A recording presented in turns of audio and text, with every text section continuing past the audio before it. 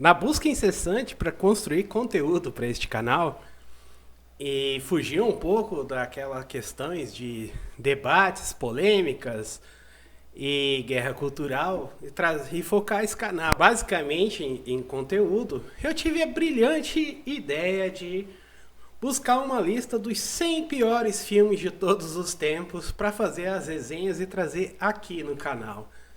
E olha, se o que eu vi ontem é o melhor dessa lista, o que me aguarda no pior? Fica aí comigo porque hoje é dia de os 100 piores filmes para se ver antes de morrer.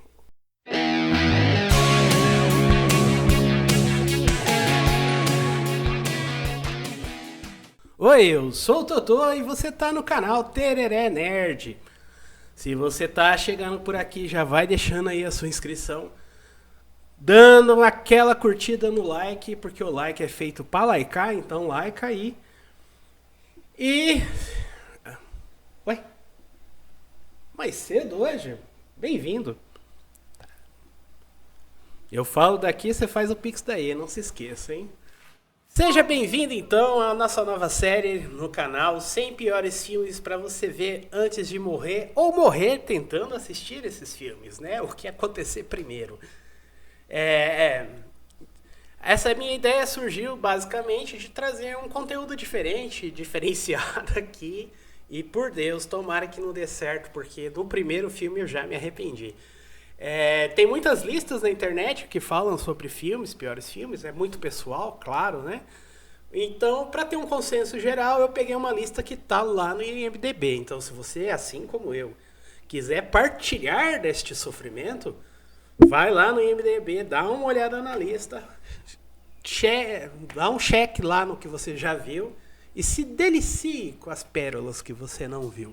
E hoje eu vou começar pelo melhor do pior, o número 100, Mortal Kombat, a Aniquilação.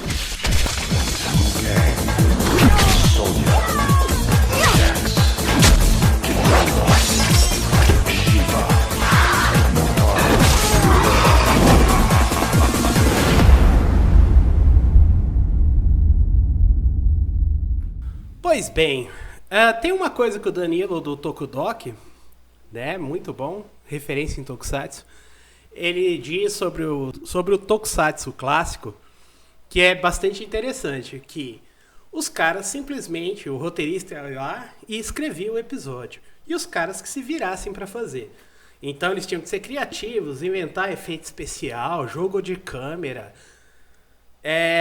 tinha que dar seus pulos. Por daí a gente vai ter coisas muito boas, como os Kamen Riders, Super Sentai, e outras que infelizmente, apesar de terem ótimas histórias, não vão ser tão bem feitas assim, como o caso do Lion Man.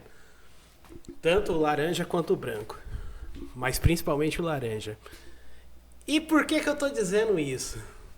Quando você para ver Mortal Kombat, a Aniquilação, basicamente é essa sensação que fica. Que os caras escreveram uma história mequetrefe qualquer e simplesmente falaram, se vira, faz. E, meu Deus, o resultado é realmente de matar. Quando o primeiro Mortal Kombat foi lançado, ainda que com pouca verba e a toque de caixa, ele ainda tinha uma história ali que era legal. A gente vinha daquela fase, nós que era nerd, que era fã dessas coisas, como jogos, filmes, quadrinhos, né, de super-heróis, e que a gente tinha muito pouco. Então a gente se contentava com esse pouco e se agarrava a isso na esperança de ter coisa melhor. Hoje em dia, falando sobre as grandes produções que a gente tem dominando o mundo do entretenimento, talvez você até consiga ser um pouco mais seletivo, julgando o efeito especial, CGI, enfim. Mas naquela época, a gente vibrava com o pouco que a gente tinha. Entretanto, existe na própria simplicidade do primeiro Mortal Kombat um limite ali, uma coisa, um charme que torna aquele filme especial. Tanto que ele é considerado cult hoje em dia, né? Muita gente gosta e vai um pouco além simplesmente da memória afetiva em relação a esse filme. Então eu lembro bem na época que saiu o primeiro filme, assim, que foi uma sensação. Eu não era tão. Ainda estava ali pré-adolescente e tal, começo da minha adolescência. E eu lembro de um dia alugar. Eu não, de ir na locadora com um colega meu. Ele era muito fã de Mortal Kombat. Mortal Kombat sempre foi uma febre, né? Sempre foi uma marca muito forte. Mas que exemplos de outras franquias de videogame, né, Resident Evil, nunca conseguiram trazer aquela essência do jogo para as telas, né? Sempre por inúmeros fatores, enfim. E eu lembro de a gente locar um filme, e eu não vou lembrar qual filme era, ir na locadora, que saudade, hein? E aí a gente pegar, e no trailer dessa fita que a gente pegou, tinha o trailer de Mortal Kombat A Aniquilação. E a gente simplesmente pirou no trailer, achou muito louco. Falou, caramba, tem esse, tem o Montaro, tem a Sindel, tem olha, o Sub-Zero do Mortal Kombat 2 e não sei o que. E a gente acabou de assistir o filme, assim, já foi devolver, porque tinha lá pra... A gente descobriu que tinha na locadora pra alugar. E a gente foi, locou o filme. E Jesus amado. Se naquela época que a gente não era sommelier de nada, que a gente não se importava tanto com a qualidade real das coisas, o filme já era ruim, reassistindo agora, ele não é ruim, ele é muito pior. Por onde eu começo? A sensação que dá reassistindo o filme hoje, se você for lá e pegar e ver, é o seguinte. Os caras contrataram um roteirista que, obviamente, nunca jogou o jogo, não fazia ideia do que estava fazendo, no que estava se metendo. E, basicamente, é como se o cara fosse lá no fliperama do bairro dele, juntasse a galera que estava jogando lá e falasse, pô, se eu fosse fazer um filme do Mortal Kombat, o que tinha que ter? Aí a gurizada começou, pô, tem que ter esse personagem, tem que ter o Cyrex, não, tem que ter o Sub-Zero, tem que ter o Scorpion, tem que ter o Ermac, tem que ter o Liu Kang, tem que ter a Shiva, não, pô, mas tem que ter... E, basicamente, o cara pegou tudo aquilo que a gurizada falou e chunchou no filme. Tá praticamente tudo lá. E aquilo que não aparece é citado. Se a gente pegar como exemplo que a gente vive a era da nostalgia e que muitos filmes vivem de fanservice, como é o caso, por exemplo, do Homem-Aranha Longe de Casa, do Deadpool e Wolverine, você vê que a coisa bem dosada e pontual, ela funciona, né? Mesmo que você não tenha uma grande história a se contar. Mas ali os caras vão socando uma coisa em cima da outra. Por exemplo, os ninjas, né? Aqueles ninjas que a gente só muda de cor no jogo. Não tinha necessidade de jogar uma galera lá, mas no entanto tá quase todo mundo lá. E pra nada. Às vezes é pra uma pura citação do Shao Kahn olhar pro cara e falar, você é o cara mais cruel desse mundo. Eu não vou desperdiçar os seus talentos.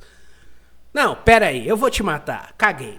Pá! E mata o cara e dane-se. Então, parece que assim. Então, a galera que produziu lá o primeiro falou assim, pô, sucesso, vamos fazer outro. Só que é o seguinte, a gente vai fazer maior, com mais personagens, com uma história muito grande, mas com a metade do dinheiro que a gente usou no primeiro, porque qualquer coisa que a gente colocar lá, a galera vai ver. E Jesus amado. Então, basicamente, o filme é assim. Ele continua exatamente do ponto onde termina o primeiro. Só que o Shao Kahn invade a Terra, né, quebra as regras do torneio Mortal Kombat, invade a Terra e olha lá e fala assim, olha como eu sou mal. E aí apresenta os seus generais. E se você reparar para pensar, o negócio é tão absurdo que o Montaro e a Shiva necessitam de certos efeitos, porque uma tem 4 braços e o outro é um centauro. E tipo, eles pegam um frame e repetem esse frame. Então você vai ver, por exemplo, a Shiva igual acontece no videogame, que o bonecão fica só fazendo assim, e eles ficam atrás do Shao Kahn o tempo todo fazendo assim. Quando a câmera muda, os personagens vão pro outro lado, eles não... A câmera tá aqui, o Shao Kahn tá aqui, de frente. A câmera vem pra cá, pega o Shao Kahn de lado. Os generais saem daqui e vão pra lá na mesma posição. Por quê? Porque o frame que eles gastaram pra fazer o efeito especial só dava pra fazer de frente. O que é engraçado pensar que se a gente pega a cerne do Mortal Kombat, você já tinha pessoas reais num jogo de videogame. Ou seja, isso deveria ser uma evolução daquele processo. Mas, no entanto, parece que até que é muito melhor o que acontece lá no jogo.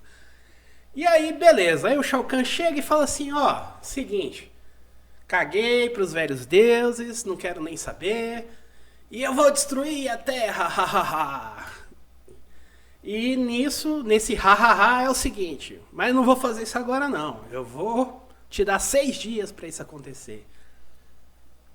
E aí eu pensei na hora assim, pô, beleza, né? Deve ter um motivo pra ele ter que esperar esses 6 dias. E não tem, cara.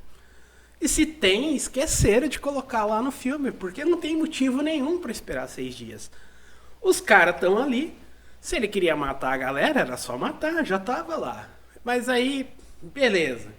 Atuações horríveis, o roteiro. Os diálogos desse filme, o roteiro não existe, ele não tem.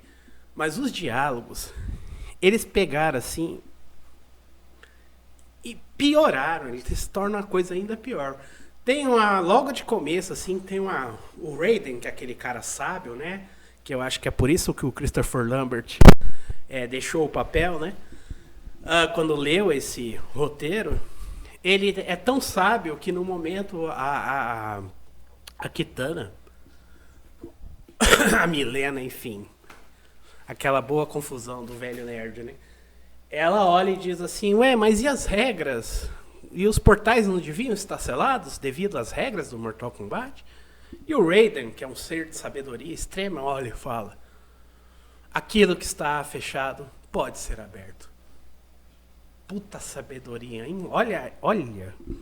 Olha que roteiro, olha que diálogo. E coisas terríveis, assim. E aí viram uma maçaroca, um festival de lutas. Porque é basicamente como se 2 moleques estivessem jogando em casa e toda hora trocassem personagens pra lutar. As lutas, elas te deixam com gosto agridoce na boca pelo seguinte. As lutas que envolvem principalmente os ninjas, as pessoas de máscara, de cara fechada, elas até têm alguma coisinha a mais. Porque ali são lutadores realmente lutando. Mas quando envolvem os atores de cara limpa, aí esquece, você não vai ver absolutamente coisa nenhuma. Quando alguém leva um soco, esse soco é cortado e aparece a outra pessoa, morri. Os efeitos especiais, ou seja, tem umas criaturas monstruosas horríveis nesse filme, mas horrível, que o pior dia do PS1 não conseguiu renderizar uma criatura daquela. É terrível, é sem mentira nenhuma. Eles têm um chroma key no céu o tempo inteiro, que eu não entendi porquê daquilo. Que não conversa. Obviamente você vê o cara aqui e tem um troço ali que ele não está introduzido. A iluminação não funciona, o cenário não ajuda. As atuações são péssimas. O roteiro praticamente não existe. Os diálogos doem de você ver. Então ele é o suprassumo de tudo de pior que podem ter feito. E os figurinos, gente... O que falar dos figurinos? É basicamente umas roupas com uns cartazes colados, assim. Não tinha dinheiro e colocaram 500 personagens. Tem até citação, se não me engano o Ermac ou o Rain, não lembro. Ele volta da nossa terra e olha pro Shao Kahn e fala, então, o Cabal e o Striker rodaram, eu matei eles. E dali a pouco o Shao Kahn fica puto e mata o cara e tipo... Aí tem umas reviravoltas assim que tipo assim, você não entende. o cara tá indo aqui, tipo, o negócio tá aqui, mas não, eu preciso fazer uma volta lá, porque o filme precisa render 90 minutos. E o que que a gente faz? Vai jogando luta de cosplay aí, de cospobre, sabe? É um festival de cospobre. Tipo, vou ali na feirinha ali. Então, gente, não sei, não dá. Eu queria dizer assim, tem alguma coisa no filme? Tem. Eu vou deixar pro final. Que tem uma coisa que é excelente no filme. Na verdade, duas. E então tem essas reviravoltas. Aí tentam causar um drama lá entre o Rain e o Shao Kahn. O Shao Kahn totalmente desperdiçado. Aquela figura, né, de imponência, de temor que a gente tem nos jogos, no filme vira só uma criança mimada. Eles tiram a força do personagem. Incluem um pai lá que não precisava estar no filme. Enfim, basicamente, Mortal Kombat Aniquilação é o melhor exemplo do que você nunca deve fazer quando quiser fazer uma produção. Não tem dinheiro, não tem história, não tem diálogo, não tem ator, não tem figurino, não tem cenário, não tem nada. É basicamente como se a Warner tivesse contratado dois garotos que jogam videogame em casa. Sabe aquela coisa do lúdico de criança? Quando você assistia um desenho ou jogava o jogo, aí você ia pra rua com a molecada e cada um dizia: eu sou o Power Ranger verde, eu sou o azul, e pegava uns pedaços de pau e saía brincando. É basicamente o que resume Mortal Kombat, a Aniquilação. E se esse é o 100º pior filme da história, segundo o IMDb, que Deus tenha piedade da minha alma.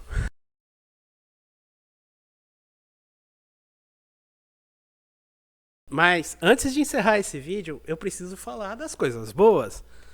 E a única coisa boa desse filme é a trilha sonora clássica, aquela que até hoje perpetua no nosso imaginário. Tem um momento na parte final do filme em que essa música toca, que eu não vou mentir, aqueceu meu coração e eu fiquei até empolgado. Foi o único momento do filme em que eu realmente me empolguei com alguma coisa. Só que os caras são tão geniais que, tipo, começa a luta final do Liu Kang com o Shao Kahn, começa a tocar a música, você fala: caraca, era isso que eu queria ver o filme inteiro. Com menos de 2 minutos eles cortam e depois retomam a música e já quebrou o encanto, já se perdeu tudo. Eu não sei o que eles tinham na cabeça, queriam fazer dinheiro, óbvio, né? Mas deu tudo muito errado. E aqueles dragão e aquele bicho lá se enfrentando no fim do filme, pelo amor de Deus, hein? Enfim, e a outra coisa boa desse filme é justamente quando sobem os créditos e tudo que nos resta é a música clássica. Mas que tortura, meus amigos, que tortura. E aí, você já assistiu Mortal Kombat Aniquilação? O que você achou quando viu na época? Você já reassistiu agora pra ver como é que é? Será que é exagero pra mim? Tem alguém que gosta desse filme? Deixa aí nos comentários aí que eu queria muito saber. Se você gosta, por que você gosta? Se mesmo no vale do saudosismo, a gente consegue ter algum... Você tem alguma memória afetiva boa em relação a esse filme? Me conta. Eu não quero passar por esse tormento sozinho. Então, me ajuda aí. Gostou dessa nova série? Porque se prepara que o próximo filme dessa lista, olha, é ruim de doer também.